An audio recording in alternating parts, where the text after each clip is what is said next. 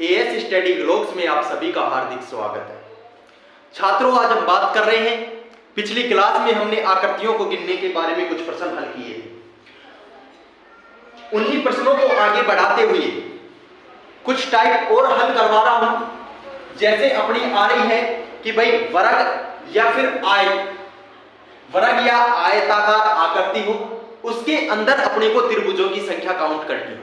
तो कैसे करेंगे?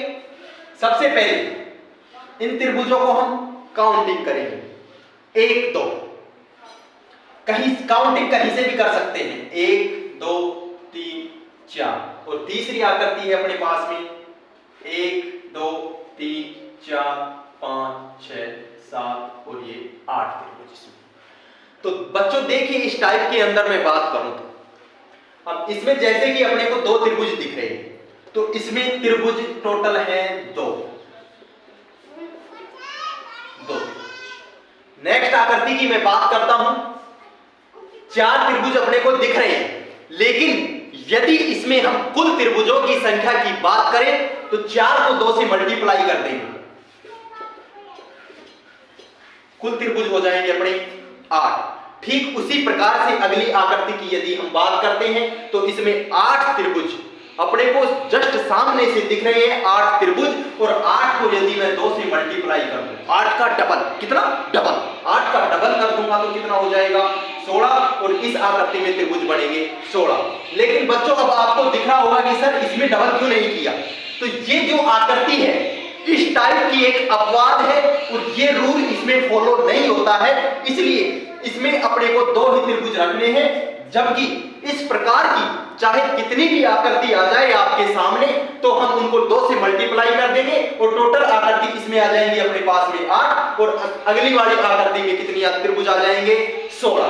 इसी प्रकार से अगली आकृति आती है अपने पास में सममित आकृति। सममित आकृति का मतलब होता है कि यदि हम किसी भी भुजा से देखें तो आकृति कैसी होनी चाहिए? समान।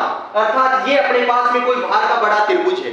अब इसमें मैं बात करूं इस भुजा से, इस भुजा से 3 त्रिभुज बन रहे हैं। नीचे की भुजा पर देखूं तो 1 2 3, साइड वाली भुजा से देखें तो 1 2 और 3।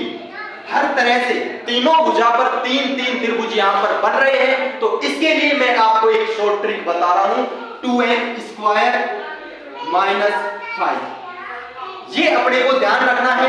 अब 3 त्रिभुज इसमें बन रहे हैं, प्रत्येक भुजा पर 3 त्रिभुज बन रहे हैं, तो n का मान हम लेके चलेंगे 3।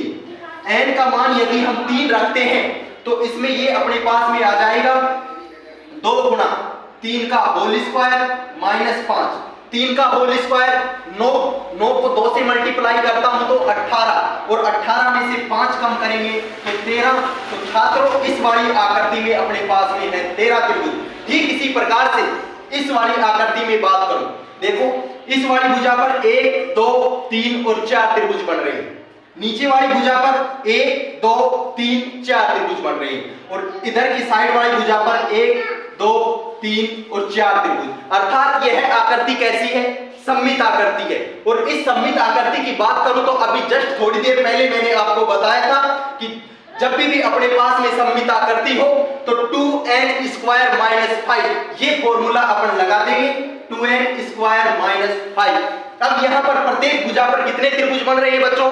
4 त्रिभुज बन रहे हैं। तो n का मान कितना रखेंगे? 4। 2 गुना 4 का होल स्क्वायर - 5। 4 का होल स्क्वायर होता है 16। 16 को 2 से मल्टीप्लाई करता हूं तो आता है 32। 32 - 5, इट मींस यहां पर अपने पास में इस वाली जो आकृति में त्रिभुज बन रहे हैं अपने पास में कितने? 27। That's right. अब आगे हम बात करते हैं। इसी प्रकार से आगे अपने पास में एक आकृति और आती है, उसमें यदि हम त्रिभुजों की संख्या गिनें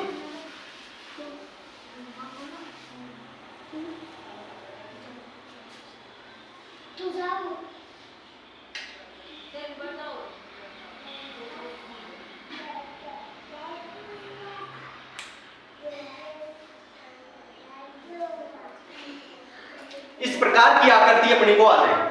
यदि मान लो इस प्रकार की आकृति आ जाए और इसमें अपने से त्रिभुजों की संख्या पूछे तो इसमें कैसे करेंगे?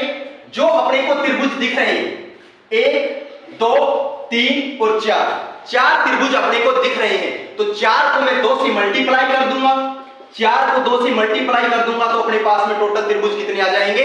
8। उम्मीद करता हूं कि इस प्रकार की अनेकों आकृतियों में को आप आसानी से हल कर सकते हैं और त्रिभुजों की संख्या आप बता सकते हो। धन्यवाद।